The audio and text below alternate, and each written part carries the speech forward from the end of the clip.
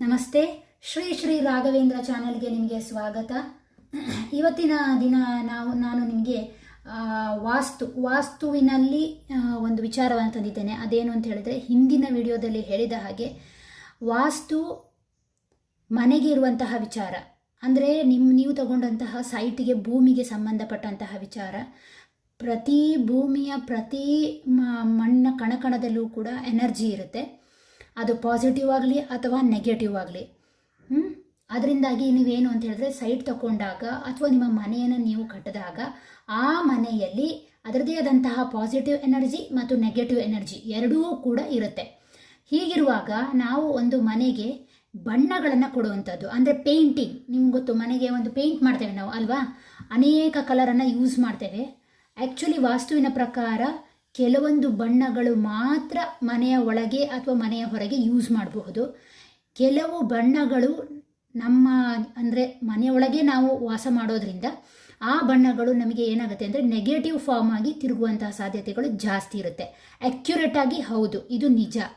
ಆದ್ದರಿಂದಾಗಿ ಮನೆಗೆ ಪೇಂಟ್ ಮಾಡಬೇಕಾದ್ರೆ ಯಾವ ಬಣ್ಣಗಳನ್ನು ಯಾವ ರೂಮಿಗೆ ಕೊಡಬೇಕು, ಯಾವ ಕೋಣೆಗೆ ಕೊಡಬೇಕು ಅನ್ನುವಂತಹದ್ದು ವಾಸ್ತುವಿನಲ್ಲಿ ಮಾರ್ಗದರ್ಶನ ಮಾಡಲ್ಪಟ್ಟಿದೆ. ಆ ವಿಚಾರವನ್ನು ಇವತ್ತು ನಾನು ನಿಮಗೆ ಹೇಳ್ತೇನೆ. ನೀವೇನಾದರೂ ನಿಮ್ಮ ಮನೆಗೆ ಪೇಂಟ್ ಮಾಡಬೇಕು ಅಂತಿದ್ರೆ ಇದನ್ನು ನೀವು ಆಯ್ಕೆ ಮಾಡ್ಕೊಳ್ಬಹುದು. ಓಕೆನಾ? ಮೊದಲನೇದಾಗಿ ಏನು ಅಂತ ಹೇಳಿದ್ರೆ, ಹಾಲ್. ನಿಮ್ಮ ಎಂಟ್ರೆನ್ಸಿ ಹಾಲಿಗೆ ಯಾವಾಗಲೂ ಯಾವ ಬಣ್ಣವನ್ನು ಕೊಡಬೇಕು ಅಂತ ಹೇಳಿದರೆ, ಎಲ್ಲವೂ ಕೂಡ ಲೈಟಾಗೇ ಇರಬೇಕು. ಯಾವುದೆಲ್ಲ ಅಂತ ಹೇಳಿದರೆ, light yellow, light green, light blue ಅಥವಾ ಲೈಟ್ ಪಿಂಕ್, ಈ ಬಣ್ಣಗಳನ್ನು ಆಯ್ಕೆ ಮಾಡ್ಕೊಳ್ಬಹುದು. ಯಾಕೆ ಈ ಬಣ್ಣಗಳನ್ನು ರೆಫರ್ ಮಾಡ್ತಾರೆ ವಾಸ್ತುವಿನಲ್ಲಿ ಅಂತ ಹೇಳಿದರೆ, ಆ್ಯಕ್ಚುಲಿ ಇದರ ಉದ್ದೇಶ ಏನು ಅಂತ ಹೇಳಿದ್ರೆ, ಪಾಸಿಟಿವ್ನೆಸ್ ತರಲಿಕ್ಕೆ, ಉತ್ತಮವಾದಂತಹ ಕಮ್ಯುನಿಕೇಷನ್ ಬಿಲ್ಡಪ್ ಮಾಡಲಿಕ್ಕೆ. ಎಲ್ಲ ಸಂಬಂಧಗಳು ಯಾವುದೇ ಇರ್ಬೋದು, ತಂದೆ ತಾಯಿ, ಅಕ್ಕ ತಂಗಿ, ಅಥವಾ ನಿಮ್ಮ ರಿಲೇಷನ್ಸ್ ಇರ್ಬೋದು, ಅಥವಾ ಫ್ರೆಂಡ್ಸ್ ಇರ್ಬೋದು, ಎಲ್ಲರೂ ಬಂದು ಕೂತು ಮಾತಾಡುವಂಥ ಸ್ಥಳ ಯಾವುದು ಅಂದರೆ ಹಾಲ್. ಮನೆಯ ಎಂಟ್ರೆನ್ಸಿ ಹಾಲಲ್ಲಿ ಕೂತು ಎಲ್ಲರೂ ಮಾತಾಡ್ತಾರೆ ಅಲ್ವಾ. ಅಲ್ಲಿ ಒಂದು ಪಾಸಿಟಿವ್ನೆಸ್ ಇರುತ್ತೆ, ನೆಗೆಟಿವ್ ಎನರ್ಜಿಯು ಕೂಡ ಫಾರ್ಮ್ ಆಗುತ್ತೆ. ಆದ್ರಿಂದಾಗಿ ಏನು ಅಂತ ಹೇಳಿದರೆ, ಯಾವಾಗಲೂ light yellow, light green, light blue ಅಥವಾ ಲೈಟ್ ಪಿಂಕ್ ಬಳಸೋದ್ರಿಂದ ಪಾಸಿಟಿವ್ ಎನರ್ಜಿ ಜಾಸ್ತಿ ಆಗುತ್ತೆ. ಮತ್ತು ಅದರ ಜೊತೆಗೆ ನೆಗೆಟಿವ್ ಎನರ್ಜಿ ಅಲ್ಲಿ ಫಾರ್ಮ್ ಆಗಲ್ಲ. ಇದರಿಂದ ನಿಮ್ಮ ಮನೆಯಲ್ಲಿ ಜಗಳ, ಕಿತ್ತಾಟಗಳು ಅಥವಾ ಅನಗತ್ಯವಾದಂತಹ ಕಾಯಿಲೆಗಳಿಗೆ ಅವಕಾಶ ಸಿಕ್ಕಲ್ಲ. ಓಕೆನಾ? ಹಾಲಿಗೆ ಈ ಬಣ್ಣಗಳನ್ನು ಉಪಯೋಗಿಸ್ಬೋದು. ಇನ್ನು ಹಾಲಿಗೆ ಯಾವ ಬಣ್ಣಗಳು ಬೇಡ ಅಂತ ಹೇಳಿದರೆ, ನಾನು ಇಲ್ಲಿ ಬರ್ಕೊಂಡೇ ಬಂದಿದ್ದೇನೆ. ಯಾಕೆ ಅಂತ ಹೇಳಿದರೆ, ಕೆಲವೊಂದು ಸಲ ಏನಾಗುತ್ತೆ, ನಾವು ಕಲಿತಂತಹ ವಿದ್ಯೆ ಮರೆಯುವಂತಹ ಚಾನ್ಸಸ್ ಜಾಸ್ತಿ ಇರುತ್ತೆ. ಬರೆದಾಗ ಅದರ ನೆನಪು ಜಾಸ್ತಿ. ಹಾಗಾಗಿ ನಾನು ಬರೆದು ನಿಮಗೋಸ್ಕರ ತಂದಿದ್ದೇನೆ. ಡಾರ್ಕ್ ರೆಡ್ ಆಗಲಿ ಅಥವಾ ಬ್ಲ್ಯಾಕ್ ಆಗಲಿ ಅಥವಾ ಡಾರ್ಕ್ ಗ್ರೇ ಆಗಲಿ ಅಥವಾ ಡಾರ್ಕ್ ಬ್ಲೂ ಆಗಲಿ, ಆ ಬಣ್ಣಗಳನ್ನು ನೀವು ನಿಮ್ಮ ಹಾಲಿಗೆ ಉಪಯೋಗಿಸಬೇಡಿ. ಇದರಿಂದ ಏನಾಗುತ್ತೆ ಅಂದರೆ, ನೆಗೆಟಿವ್ ಎನರ್ಜಿ ಅಬ್ಸಾರ್ಬ್ ಆಗುವಂತಹ ಚಾನ್ಸಸ್ ಜಾಸ್ತಿ ಇರುತ್ತೆ. ಪ್ಲಸ್ ಅದರ ಜೊತೆಗೆ ಏನು ಅಂತ ಹೇಳಿದ್ರೆ, ಮನೆಯ ಯಜಮಾನನಿಗೆ ಅದು ತೊಂದರೆಯನ್ನು ಒಡ್ಡುತ್ತೆ. ಓಕೆನಾ? ನೆಕ್ಸ್ಟ್, ಕಿಚನ್ ಅಂದರೆ ಅಡಿಗೆ ಮನೆಗೆ ಬರುವ. ಅಡಿಗೆ ಮನೆಗೆ ಬಂದಾಗ, ಅಡಿಗೆ ಮನೆ ಅಂತ ಹೇಳುವಂಥದ್ದು ನಮ್ಮ ಆರೋಗ್ಯ ಭಾಗ್ಯಕ್ಕೆ ಇರುವಂತಹ ಒಂದು ಕೋಣೆ, ಒಂದು ರೂಮ್ ಅಲ್ವಾ. ನಾವು ಏನನ್ನ ಅಡಿಗೆ ಮಾಡಿ ತಿಂತೇವೆಯೋ ಅದೇ ನಮ್ಮ ದೇಹದಲ್ಲಿ ಎನರ್ಜಿಯಾಗಿ ಫಾರ್ಮ್ ಆಗುತ್ತೆ. ಇದೆಲ್ಲರೂ ಗೊತ್ತಿರುವಂತಹ ವಿಚಾರ. ಹೆಚ್ಚು ತಾಮಸಿಕ ಆಹಾರಗಳನ್ನು ತಿಂತಾ ಹೋದ ಹಾಗೆ ರೋಗಗಳು ಜಾಸ್ತಿ, ಆ ಮನೆಯಲ್ಲಿ ಕೋಪ ಜಾಸ್ತಿ, ಜಗಳ ಜಾಸ್ತಿ, ಹೊಡೆದಾಟ ಬಡದಾಟ ಜಾಸ್ತಿ ಇರುತ್ತೆ. ಅದೇ ಸಾತ್ವಿಕ ಆಹಾರವನ್ನು ತಿಂತಾ ಹೋದ ಹಾಗೆ ಮನಸ್ಸು ಕೂಡ ರಿಲ್ಯಾಕ್ಸ್, ಶಾಂತ, ಸ್ಮೂತಾಗಿ ಮತ್ತು ಸತ್ವಗುಣದಿಂದ ಕೂಡಿರುವಂತಹ ಮನಸ್ಥಿತಿ ಆ ಮನೆಯಲ್ಲಿ ಸಹಜವಾಗಿಯೇ ಇರುತ್ತೆ ಅಲ್ವಾ. ಅದೇ ರೀತಿಯಾಗಿ ಅಡಿಗೆ ಮನೆಯಲ್ಲಿ ಅಗ್ನಿ ತತ್ವವನ್ನು ನೋಡ್ತೀವಿ. ಅಡಿಗೆಯನ್ನು ಬೇಯಿಸಬೇಕು ಅಂತಾದರೆ ಸಾಮಾನ್ಯವಾಗಿ ಏನು ಬೇಕು? ಬೆಂಕಿ ಬೇಕೇ ಬೇಕು. ಆದ್ರಿಂದಾಗಿ ಅಡಿಗೆ ಮನೆಗೆ ಯಾವಾಗಲೂ ಲೈಟ್ ಕಲರ್ ಆದಂತಹ ಯೆಲ್ಲೋ, ಹಳದಿ ಬಣ್ಣ, ಅಥವಾ ಲೈಟ್ ಆಗಿರುವಂತಹ ಆರೆಂಜ್ ಬಣ್ಣ, ಅಥವಾ ರೆಡ್ ಬಣ್ಣ, ಅಥವಾ ಕ್ರೀಮ್ ವೈಟ್ ಇರ್ಬೋದು, ಅಥವಾ ಲೈಟ್ ಆಗಿರುವಂತಹ ಗ್ರೀನ್, ಇವೆಲ್ಲವೂ ಕೂಡ ತುಂಬಾ ನಿಮಗೆ ಉಪಕಾರ ಮಾಡುತ್ತೆ. ಇದರಿಂದ ಏನಾಗುತ್ತೆ ಅಂತ ಹೇಳಿದ್ರೆ, ನಿಮ್ಮ ಆರೋಗ್ಯದಲ್ಲಿ ಸುಧಾರಣೆ ಬರುತ್ತೆ. ಮತ್ತು ಅದರ ಜೊತೆಗೆ ಬೆಂಕಿ ತತ್ವಕ್ಕೆ ಇದು ಸ್ನೇಹಮಯಿಯಾಗಿರುವಂತಹದ್ದು. ಓಕೆನಾ? ಆದ್ದರಿಂದಾಗಿ ಏನಾಗುತ್ತೆ, ಅಡಿಗೆ ಮನೆಯಲ್ಲಿ ನೀವು ಬೇಯಿಸಿದಂತಹ ಪದಾರ್ಥದಲ್ಲಿ ಒಂದು ಪಾಸಿಟಿವ್ ಎನರ್ಜಿ ಇರುತ್ತೆ. ಮನೆಯವರ ಆರೋಗ್ಯ ಕೂಡ ವೃದ್ಧಿಯಾಗುತ್ತೆ. ಅದೇ ರೀತಿಯಲ್ಲಿ ಯಾವ ಬಣ್ಣಗಳನ್ನು ನಿಷೇಧ ಮಾಡಿದೆ ವಾಸ್ತು ಪ್ರಕಾರ ಅಂತ ಹೇಳಿದ್ರೆ, ಡಾರ್ಕ್ ಆದಂತಹ ಬ್ಲೂ ಆಗಲಿ ಅಥವಾ ಬ್ಲ್ಯಾಕ್ ಆಗಲಿ ಅಥವಾ ಗ್ರೇ ಬಣ್ಣಗಳಾಗಲಿ ಸಂಪೂರ್ಣವಾಗಿ ವಾಸ್ತುವಿನಲ್ಲಿ ನಿಷೇಧ ಮಾಡಿದೆ. ಓಕೆನಾ? ನೆಕ್ಸ್ಟ್ ಬರುವ ಪೂಜಾ ರೂಮ್. ನಿಮ್ಮ ದೇವರ ಕೋಣೆ ಬಹಳ ಮುಖ್ಯ. ಒಂದು ಮನೆಗೆ ದೇವಸ್ಥಾನಕ್ಕೆ ಗರ್ಭಗುಡಿ ಹೇಗೋ ಹಾಗೆ ಮನೆಗೆ ದೇವ್ರ ಕೋಣೆ ಅನ್ನುವಂಥದ್ದು ಬಹಳ ಮುಖ್ಯ. ಯಾವಾಗಲೂ ಅಷ್ಟೇ ದೇವ್ರ ಕೋಣೆಯನ್ನು ಎಷ್ಟು ಪಾಸಿಟಿವ್ ಆಗಿ ಇಡ್ತೀರೋ ನಿಮ್ಮ ಮನೆಯಲ್ಲಿ ಅಷ್ಟು ಪಾಸಿಟಿವ್ ವೈಬ್ರೇಷನ್ ಎಲ್ಲ ವಿಚಾರದಲ್ಲಿಯೂ ಇರುತ್ತೆ. ಅದಕ್ಕೆ ನಾವೇನು ಮಾಡ್ಬೋದು, ಯಾವ ಬಣ್ಣಗಳನ್ನು ಉಪಯೋಗಿಸ್ಬೋದು ಅಂದರೆ ಲೈಟಾಗಿರುವಂಥ ಆರೆಂಜು ಸ್ಯಾಫ್ರಾನ್ ಬಣ್ಣವನ್ನು ಉಪಯೋಗಿಸ್ಬೋದು, ಅಥವಾ ಹಳದಿ ಬಣ್ಣವನ್ನು ಉಪಯೋಗಿಸ್ಬೋದು.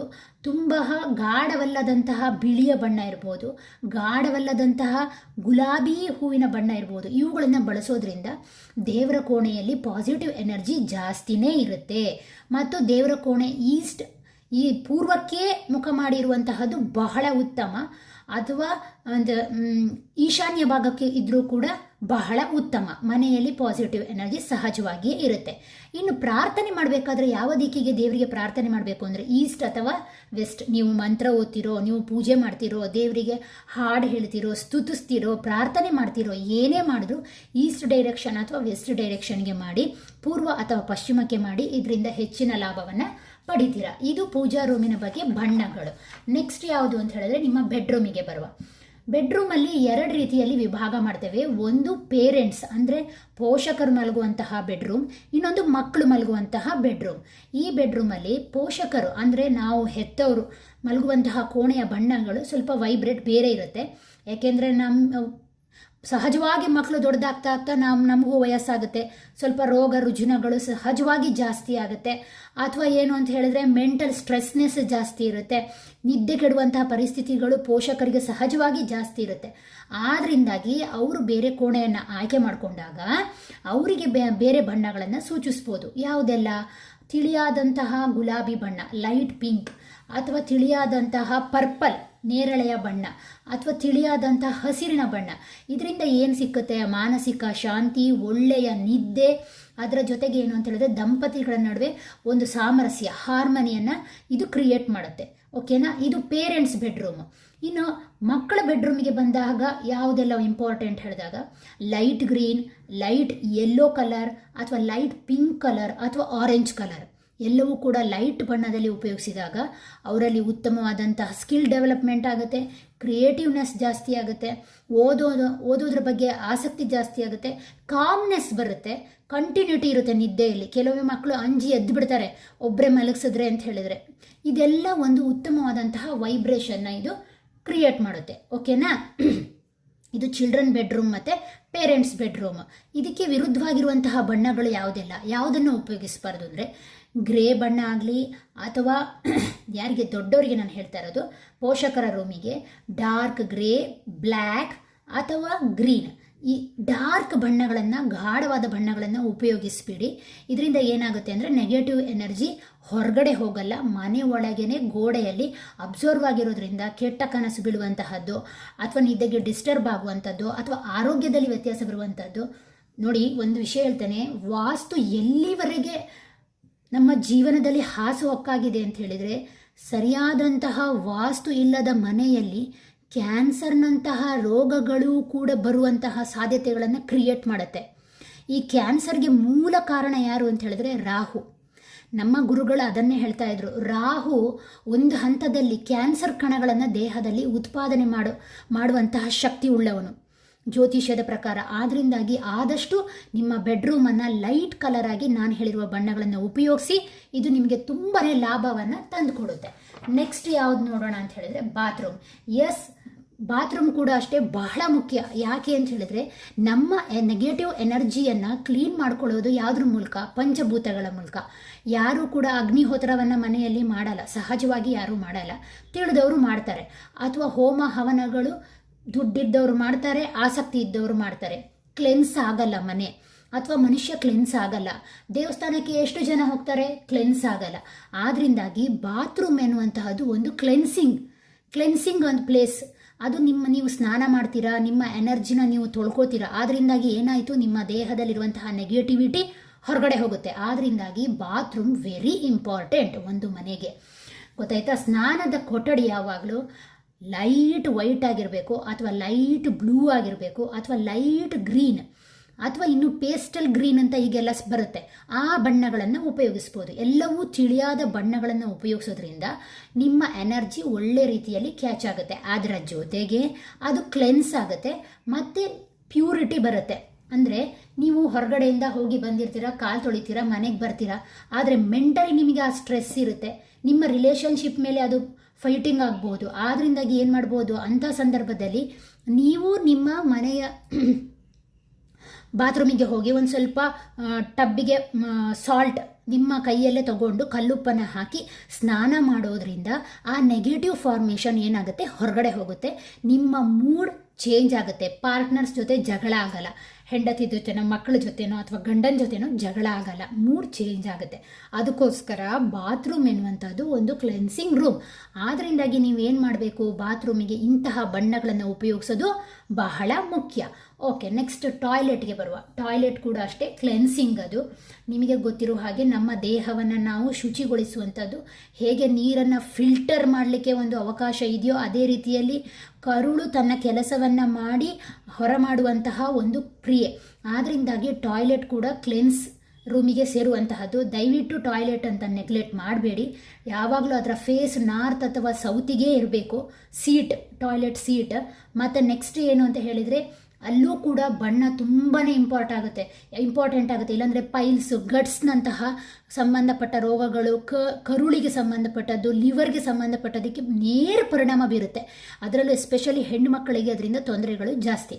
ಆದ್ದರಿಂದಾಗಿ ನಾವೇನು ಮಾಡಬೇಕು, ಲೈಟ್ ಆದ ಬಣ್ಣಗಳನ್ನು ಉಪಯೋಗಿಸಬೇಕು. ವೈಟ್ ಆಗಿರ್ಬೋದು, ಬ್ಲೂ ಆಗಿರ್ಬೋದು, green, grey, cream colour white, ಇಂಥವುಗಳನ್ನು ಲೈಟ್ ಬಣ್ಣದಲ್ಲಿ ನೀವು ಉಪಯೋಗಿಸೋದ್ರಿಂದ ನಿಮಗೆ ಇದು ಲಾಭವನ್ನು ತಂದುಕೊಡುತ್ತೆ.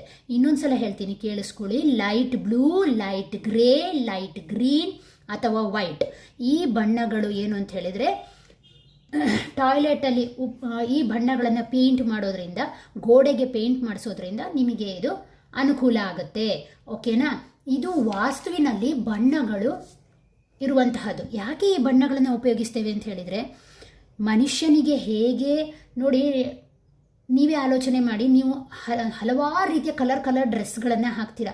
ಕೆಲವೊಮ್ಮೆ ನಿಮಗೆ ಕೆಲವೊಂದು ಡ್ರೆಸ್ ನಿಮಗೆ ಆಗಿ ಬರಲ್ಲ. ಅದನ್ನು ಹಾಕಿದಾಗ ತಲೆ ಸಿಡ್ತಾ, ಹೊರಗಡೆ ಹೋದಾಗ ಇನ್ನೇನೋ ಆಯಿತು, ಅದಾಯಿತು, ಇದಾಯಿತು ಅಂದ್ಕೊಂಡು ಬರ್ತೀರಾ. ಯಾಕೆ? ಪ್ರತಿ ಬಣ್ಣಕ್ಕೂ ಎಳ್ಕೊಳ್ಳುವಂತಹ ಒಂದು ಶಕ್ತಿ ಖಂಡಿತವಾಗ್ಲೂ ಇದೆ. ಉದಾಹರಣೆಗೆ, ಸೂರ್ಯನಿಂದ ಕಾಮನ ಬಿಲ್ಲು ಹೇಗೆ ಸೃಷ್ಟಿಯಾಗುತ್ತೆ, 7 ಬಣ್ಣಗಳು ಹೇಗಿದೆ. ಓಕೆನಾ? ಮತ್ತು ಅಲ್ಟ್ರಾವೈಲೆಟ್ ಕಿರಣಗಳಿಗೋಸ್ಕರ ಅಲ್ವಾ ಕೆಲವರು ಸನ್ಸ್ಕ್ರೀನ್ ಕ್ರೀಮ್ಗಳನ್ನು ಉಪಯೋಗಿಸುವಂಥದ್ದು. ಹಾಗೆಯೇ ನೋಡಿ, ಅಲ್ಲೂ ಬಣ್ಣ ಎಫೆಕ್ಟ್ ಆಗ್ತಾ ಇದೆ, ಇಲ್ಲೂ ಕೂಡ ಬಣ್ಣ ಎಫೆಕ್ಟ್ ಆಗುತ್ತೆ. ಬಣ್ಣಗಳನ್ನು ಬಳಸೋದು ಯಾಕೆ ಅಂತ ಹೇಳಿದರೆ ನಮ್ಮ ಜೀವನದ ಪ್ರೋಗ್ರೆಸ್ಗಾಗಿ. ಓಕೆನಾ? ಇದು ಇವತ್ತಿನ ವಾಸ್ತುವಿನಲ್ಲಿ ನೀವು ನಿಮ್ಮ ಮನೆಯಲ್ಲಿ ಪೇಂಟಾಗಿ ಉಪಯೋಗಿಸ್ಬೋದು. ಗೋಡೆಗೆ ಯಾವ ರೀತಿ ಬಣ್ಣಗಳನ್ನು ಉಪಯೋಗಿಸ್ಬೋದು ಹೇಳುವುದಕ್ಕೆ ಒಂದು ಚಿಕ್ಕದಾದಂಥ ಮಾಹಿತಿ, ಅತ್ಯಂತ ಪ್ರಮುಖವಾದಂತಹ ಮಾಹಿತಿ ನಿಮ್ಮ ಜೀವನದಲ್ಲಿ ಅಳವಡಿಸ್ಕೊಳ್ಳಿ, ಪಾಸಿಟಿವ್ನೆಸ್ನ ಹೆಚ್ಚಿಸ್ಕೊಳ್ಳಿ ಅನ್ನುವಂತಹದ್ದು ಈ ಚಾನಲ್ನ ಉದ್ದೇಶ. ಓಕೆನಾ? ಯಾರೆಲ್ಲ ಈ ವಾಸ್ತು ಸ್ಥಾಪತ್ಯ ವಿದ್ಯೆ ಇದನ್ನು ನೋಡಲಿಕ್ಕೆ ಇಷ್ಟಪಡ್ತಿರೋ ಅವರೆಲ್ಲ ನೋಡಿ ಮತ್ತು ತಿಳ್ಕೊಳ್ಳಿ ಅಂತ ಈ ಮೂಲಕ ನಾನು ಕೇಳ್ಕೊಳ್ತೇನೆ. ಓಕೆ, ನೆಕ್ಸ್ಟ್ ವಿಡಿಯೋದಲ್ಲಿ ನಾನು ನಿಮ್ಮನ್ನು ಭೇಟಿ ಆಗ್ತೇನೆ. ಅಲ್ಲಿವರೆಗೂ ಬಾಯ್. Thank you.